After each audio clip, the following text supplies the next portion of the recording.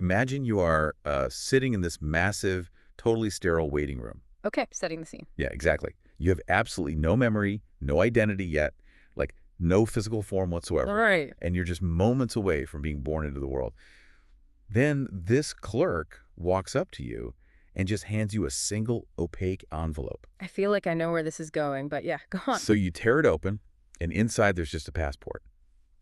And that little booklet, it basically dictates almost everything about the life you're about to live. It really does. It's wild. Right. Like if you pull a dark blue passport Yeah. from super wealthy industrialized nation, you've basically just won the geographic lottery. Oh, absolutely. You're instantly guaranteed access to advanced health care, 12 years of free education, relative physical safety, not to mention a stable currency and the legal right to just travel almost anywhere on the globe just for fun. Just because of the booklet. Exactly. Yeah. But if you pull a different passport, say a frayed green one from a nation experiencing, systemic collapse, your trajectory fundamentally changes.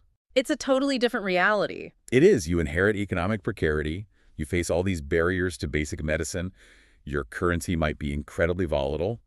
And if you try to leave to find a better life, you're going to be met with concrete walls, armed guards, and this massive legal apparatus. All designed to keep you exactly where you are. Yes.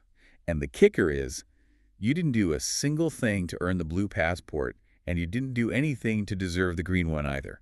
It is such a profound thought experiment because, it strips away all that political rhetoric we usually hear. It really forces us to look at the raw mechanics of global inequality. And that's exactly what our deep dive is about today. We're unpacking this incredibly thought-provoking document titled Yapıştırılmayan. Which translates to pasted text. Yeah, exactly. And it's basically a collection of research and philosophical arguments that zeroes right in on this exact friction point. What's really interesting is that the document isn't asking that tired binary question of whether borders should exist or just be completely torn down. Right, skips past that entirely. It starts from the reality that they do exist, and then it asks a much more difficult systemic question like what makes the actual architecture of a border fair or unfair? And how do we even reconcile the necessity of these boundaries with the fact that they enforce a system based entirely on just the pure, unadulterated luck of your birthplace? Exactly. It's a really heavy question to tackle. It really is. Because, we tend to look at a map of the world and just accept those solid black lines separating countries as, like, absolute truths. Unless they're just facts of nature. Right, like geometry or something. The cartographer draws the line, and we just accept it as this neutral fact. Here is us, there is them. It feels super clean. But the source material completely shatters that illusion.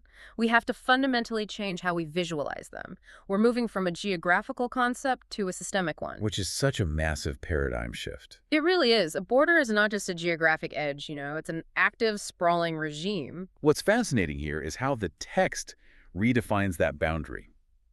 If we just think like cartographers, we miss the actual mechanism of control completely. Right. The document actually describes a border as a complex regime of inclusion and exclusion. It's not just a patch of dirt where one jurisdiction ends. An intricate web, right? Exactly. A web of rules, selective permissions, deliberate exclusions, and ultimately state-sanctioned force. It continuously dictates who is allowed to move, who can legally work, and who can even reunite with their own children. Okay, let's unpack this. Because to really grasp how this regime operates, we have to abandon the idea of the border as just a simple fence. Fences are way too passive. Right. Think about the physical structure of a basic property fence around someone's house. It just sits there, marking where the yard ends. If you climb over it, yeah, you're trespassing, but the fence itself doesn't, evaluate you. It doesn't care who you are. Exactly. Now, compare that passive fence to a highly trained VIP bouncer at an exclusive underground nightclub. Oh, that's a great analogy. The bouncer isn't just marking territory, right? The bouncer is actively managing this complex system of entry. They're interrogating why you're trying to get in. They're checking to see if your name is on a pre-approved list. Yes. And they're evaluating your financial status based on your shoes, looking at your demographic profile. And most importantly, they have the discretion to decide exactly what level of physical force is appropriate to use if you try to step past them. Especially if you don't meet their highly specific, often incredibly opaque criteria. That analogy perfectly isolates the mechanism of the border. The border is the bouncer. Yes. And that list the bouncer is checking, well, it's actually a massive, largely invisible bureaucratic architecture. The source material points out that when we analyze a border, we really have to look at these labyrinthine systems. Like the asylum applications. Exactly. And the incredibly slow, often punishing wheels of family reunification procedures, not to mention the mechanisms for legal appeals or honestly the complete lack thereof. And this architecture doesn't just exist at the physical checkpoint either. Right, it extends deep into the interior of the country. That is such a crucial point. The border isn't just at the edge of the map. It exists in the HR department of a company when they use an e-verify system to check if you can work. Wow. Yeah, I didn't even think about that. It exists in the university admissions office when they require a specific visa category. It exists when a landlord runs a background check. The border is basically a mobile systemic net. Catching certain people while letting others just slip through completely unnoticed.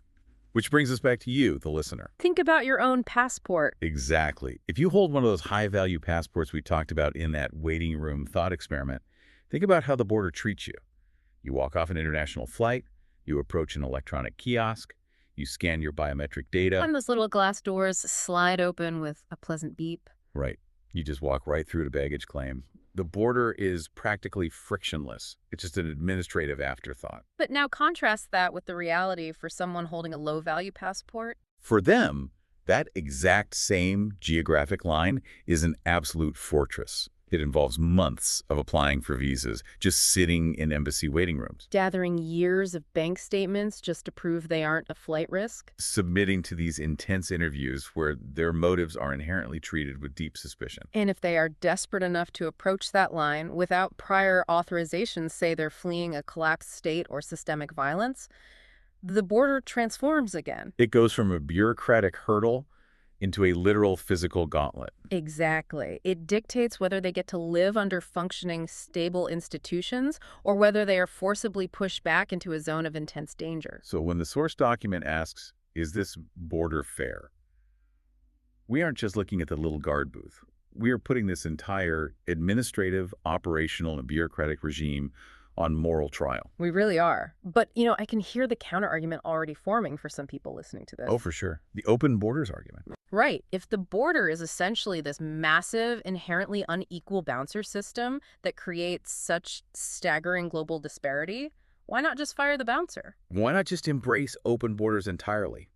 If the mechanism causes the suffering, just dismantle the mechanism. The source material actually anticipates that exact response, but it pushes back pretty hard against the instinct to simply erase the lines. Really? How so? It mounts this surprisingly robust moral defense for boundaries.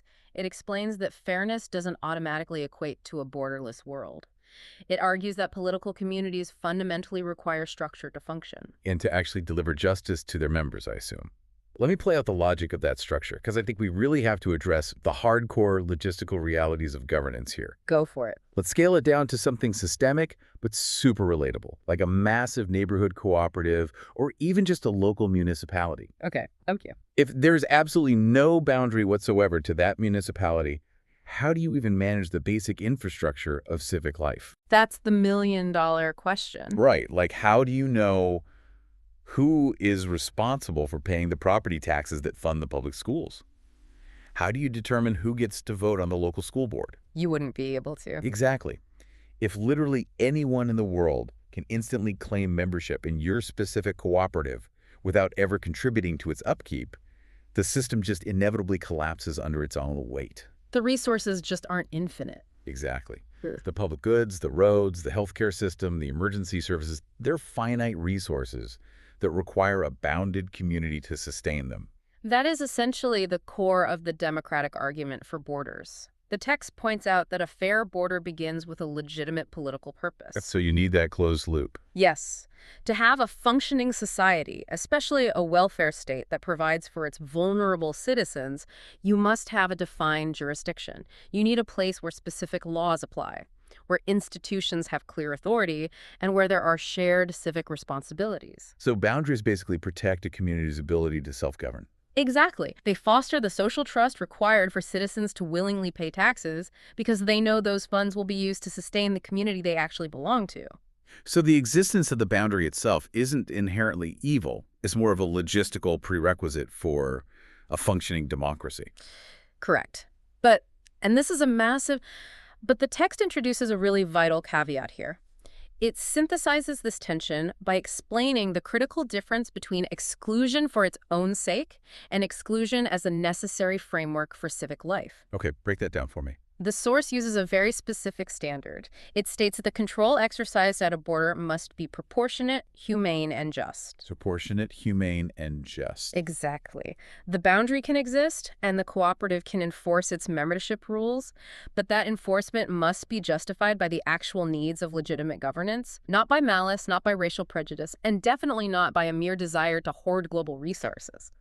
So having a defined community makes logical sense. We need a way to organize human societies and, fund the fire department. But this is exactly where we hit a massive philosophical brick wall in this deep dive.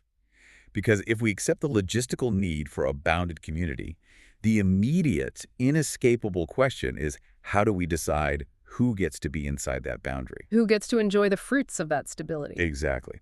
And this is where the source document forces us to confront the economic and moral reality of what it calls the citizenship premium. We touched on the birth lottery earlier, but we really need to dive into the mechanics of it. The deep moral problem of borders is that they take this morally arbitrary accident of birth and they transform it into an entrenched, heavily guarded system of lifelong economic advantage. Here's where it gets really interesting. Think about the modern global economy. We live in a world where capital, like money, investments, corporate assets, is intensely mobile. Almost completely frictionless. Yes, a massive multinational corporation can move billions of dollars across international borders in a fraction of a millisecond just to take advantage of a slightly better tax rate. Or a more favorable regulatory environment. The global financial system is entirely designed to facilitate that. But labor, actual living human beings, is totally trapped by geography. If a worker in a developing nation wants to move across a border just to find a slightly better wage to feed their family, they are suddenly criminalized. It's a huge double standard. The system heavily protects the mobility of wealth, while explicitly restricting the mobility of the very people who generate that wealth. The contrast between corporate mobility and human stasis is just staggering. The document really highlights how borders actively enforce radically unequal life chances. Because that passport isn't just a travel document. No, it's an economic multiplier. It provides a baseline of wealth, security, and opportunity that the individual did absolutely nothing to earn. By restricting the movement of labor, borders artificially depress wages in the global south and artificially protect the standard of living in the global north. They literally lock in the luck. And they don't just lock in economic luck either. The source takes this to its most extreme, terrifying conclusion. It goes to a very dark place. Yeah. When a border is used to block refugees, when it prevents families from fleeing systemic collapse, or when it turns away people who are literally running from armed conflict, it stops being a tool for civic organization. It becomes an active mechanism for distributing survival. Exactly. It's deciding who gets to survive. It is the absolute heaviest reality of the border regime. When a state actively repels someone fleeing violence, the border is no longer just managing the local school district's tax base. It is making a definitive life or death choice. So we're caught in this brutal paradox. On one hand, bounded communities are logistically necessary for stable governance. But on the other hand, these boundaries enforce a global caste system based entirely on birth luck, often with completely lethal consequences. It feels like an impossible knot to untangle. So how do we engineer our way out of this? Does the source material offer a blueprint, or does it just kind of leave us sitting in the ashes of this moral dilemma? Thankfully, it does provide a highly detailed framework. The document doesn't just surrender to the paradox. Instead, it argues that while borders will always be inherently flawed, we can actually engineer specific mechanisms into the system to force it toward fairness. Okay, I love a good blueprint. Let's pull this apart and look at the actual engineering. Where does a morally serious border even begin? It begins with the fundamental motive behind the border's existence, which the text defines as the requirement for a legitimate purpose. We kind of touched on this with the cooperative analogy. Right, the need for civic structure. Yes, a border is only fair if its primary function is maintaining public order, organizing democratic membership, and protecting institutions. The moment the primary motive shifts to preserving inherited global advantage, it fails. or if it's just about entrenching dominance over other populations without taking on any corresponding responsibility. Exactly. The border immediately loses its moral legitimacy in those cases. But pure motive isn't enough, is it? You can have a government that says, oh, we just want to maintain our tax base, but if the physical enforcement of that goal is brutal, the motive is kind of irrelevant. Which naturally leads us to the physical reality of the border apparatus itself. Right. And that brings us to the absolute necessity of humane treatment. The document asserts that the mechanics of how people are actually treated at a border matter just as much, if not more, than the final decision of who is let in. I really want to spend some time on this because there is an argument you hear constantly in policy debates, this concept of administrative neatness. Oh yeah, you hear officials argue that we must enforce the rules super strictly, maybe even harshly, just to maintain order and deter chaos. But the source implies something profoundly different. It argues that while a chaotic border is definitely a logistical failure, a perfectly orderly border that operates with machine-like cruelty is a profound moral failure. Because the pursuit of that administrative neatness often leads straight to the dehumanization of the individual. Yes. When the system prioritizes efficiency over humanity, you get degrading detention conditions. You get the deliberate separation of families as a processing standard rather than a rare, grave exception. You get a system that defaults to treating every single arrival primarily as a security threat rather than as a human being seeking access. Exactly. Imagine a domestic legal system functioning this way. Imagine you get a minor civil citation, say, a zoning violation on your property. Okay. But the citation is written in a language you don't speak, you're placed in an unheated holding cell while you wait for your hearing, and there's no independent judge to hear your appeal. We would recognize that immediately as a dystopian nightmare. It would trigger massive domestic unrest. Right. Yet we frequently accept this exact lack of basic rights at the border just because the person caught in the system doesn't possess the correct citizenship documentation. Which brings us right to the mechanism that is supposed to prevent this dystopian nightmare: due process and transparency. Procedure is truly the bedrock of fairness. The source emphasizes that a border regime cannot operate as a legal black hole. There must be understandable rules that are publicly accessible. And there has to be meaningful access to legal appeals. The decisions regarding someone's status can't just be based on the unchecked, arbitrary discretion of a single bureaucratic officer on a power trip. Exactly. The burden of proof in these systems is often inverted. The vulnerable individual is forced to prove they deserve to be treated with basic dignity, rather than the state having to prove why it's necessary to strip that dignity away. And the complexity of that due process has to adapt to the reality of who is actually standing at the door. You can't process everyone with the same rigid algorithm. Which points directly to the source's demand for special protection. This is a really critical distinction in the blueprint. A fair border recognizes that not all crossings are morally equivalent. Yeah, there is a vast, undeniable moral canyon between a tourist applying for a visa to go on a ski vacation and a stateless person attempting to cross because their home country has actively revoked their citizenship. The stakes are entirely different. Completely different. Fairness demands that the bureaucratic architecture pays special, accelerated moral attention to the vulnerable. This includes refugees, asylum seekers, unaccompanied minors, and individuals facing immediate, grave danger. If a border system processes a family fleeing a war zone with the exact same slow, indifferent bureaucratic friction as a business traveler, the system is actively failing its moral test. It is outright refusing to acknowledge the human stakes involved. And what happens when someone makes a mistake? Like when someone crosses the line outside of the designated administrative channels?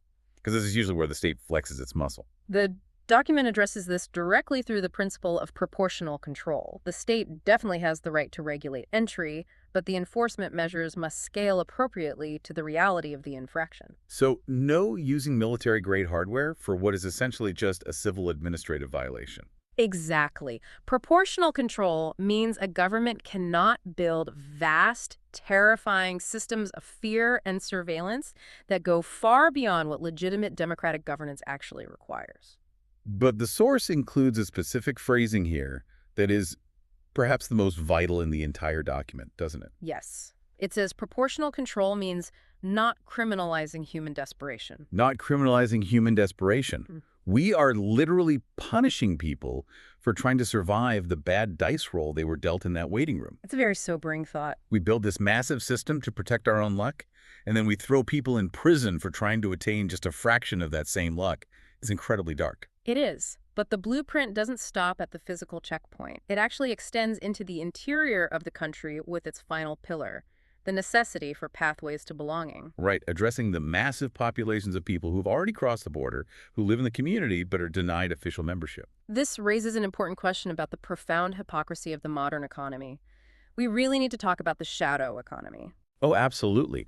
We have highly industrialized nations that rely desperately on undocumented migrant labor just to function. They really do. This labor harvests the agricultural sector, it cleans the commercial real estate, it builds the residential housing, it effectively subsidizes the entire cost of living for the citizens of that nation. And the society gladly and highly profitably exploits this labor. But simultaneously, the state refuses to recognize the humanity of those workers.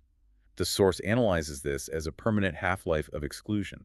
The society wants the economic benefit of the worker, but it violently rejects the societal presence of the human being. Like the worker is allowed to pick the crops, but they are denied access to the healthcare system without the constant looming terror of deportation. It is taxation without representation, but on a visceral, biological level. The blueprint argues that if a person lives in a community, contributes to its economy, and builds a life there over a long period, a fair system simply must offer a formalized way to integrate them. Because long-term presence must generate claims to residency. To do otherwise is to create a permanent, exploitable underclass. Which rots the democratic core of the community from the inside out. Precisely. If you rely on the labor to sustain the cooperative, you must eventually offer membership in that cooperative. Okay, so we have this really intricate blueprint. We have the necessity of legitimate motive, humane treatment, rigorous due process, special protection for the vulnerable, proportional enforcement, and pathways to integration. A very solid foundation. By understanding this framework, we can now sort of flip the lens. The source document uses this blueprint to provide a diagnostic tool. The list of specific warning signs. Yeah, warning signs that indicate a border regime has completely lost its moral compass. Yes, these warning signs are the physical manifestations of a system that has abandoned justice for raw power. And the most glaring warning sign the text identifies is the use of cruelty as a deliberate policy of deterrence. I really want to read a direct quote from the source material here, because the phrasing is absolutely chilling. It states that when a border fails these moral tests, it ceases to be a tool of governance and becomes a machine for distributing dignity unequally. A machine for distributing dignity unequally. It just captures the mechanized, automated nature of the exclusion so perfectly. And let's break down the actual mechanics of cruelty as deterrence. We aren't just talking about a system that is accidentally slow or underfunded. No, this is highly intentional. We are talking about a boardroom of policymakers sitting down and actively designing a system to inflict psychological trauma or physical pain on a specific, vulnerable group of people who are currently in their custody. And the stated goal of inflicting this trauma is not to actually solve a problem, it's to create a terrifying spectacle. Like a PR campaign of suffering, designed to send a message to a completely different group of desperate people who might be considering making the journey. It is the ultimate violation of human dignity. It is treating the individual human being, the family, in detention, the child separated from their parents purely as a means to an end. They are just reduced to props in a theater of state deterrence. Which fundamentally relies on the next warning sign, treating outsiders as morally lesser. You cannot enact a policy of deliberate cruelty unless you have first convinced the bureaucratic apparatus that the people on the receiving end are not fully human. Because if the border agents view the arrivals as true equals, the psychological toll of enforcing that cruelty would break the agents themselves. The system actually requires the dehumanization to function. That is a deep psychological insight into how these regimes sustain themselves. And the source ties this dehumanization directly to the ultimate symptom of an unfair border: the desire to protect privilege without accepting any corresponding global responsibility. Let's use a systemic metaphor here to really wrap our heads around this. Think about the historical practice of redlining in domestic real estate. Oh, where banks and governments colluded to draw literal red lines on maps. Exactly. To deny investment and services to specific minority neighborhoods, trapping them in generational poverty while hoarding all the wealth in the approved zones. What the source document is describing is essentially global redlining. That is a highly accurate comparison. The text explores the staggering hypocrisy of wealthy nations that actively benefit from the deeply interconnected global system. These nations extract cheap natural resources. They rely on supply chains built on poverty wages in the global south. They enforce unequal trade agreements that benefit their own multinational corporations, and they disproportionately emit the greenhouse gases that destabilize the global climate. Yet when the negative consequences of that very same global system, the poverty, the political instability, the climate catastrophes arrive at their geographic boundary in the form of human migration, they aggressively wall themselves off. They demand all the economic fruits of globalization, but completely refuse to pay the bill when it comes due. So this brings us to a really harsh, almost fatalistic philosophical reality that the source document forces us to confront at the very end of its analysis. It's definitely the toughest part of the text. We've examined the intricate blueprint for fairness. We've diagnosed the warning signs of tyranny. But let's play out a hypothetical scenario. Let's say a country actually listens. Okay. Let's say they implement flawless due process. They eradicate arbitrary detention. They build incredibly humane reception facilities. They stop criminalizing desperation, and they establish clear, rapid pathways to citizenship for undocumented workers. A perfect implementation. If a nation engineers all of this perfectly, can its border ever be truly 100% fair? This source drops an incredibly uncomfortable truth right at the climax of the text. The answer is no. Wait, really? Uh, Even with perfect engineering, it's still no. It is a philosophical impossibility if we fundamentally believe the premise that all human beings are truly equal in inherent dignity, then no border can ever achieve perfect fairness. I think I can deduce where this is going, but break it down for us. It goes back to the waiting room, doesn't it? Exactly. Because by its very definition, the fundamental nature of a border is to advantage some people over others based on geographic jurisdiction.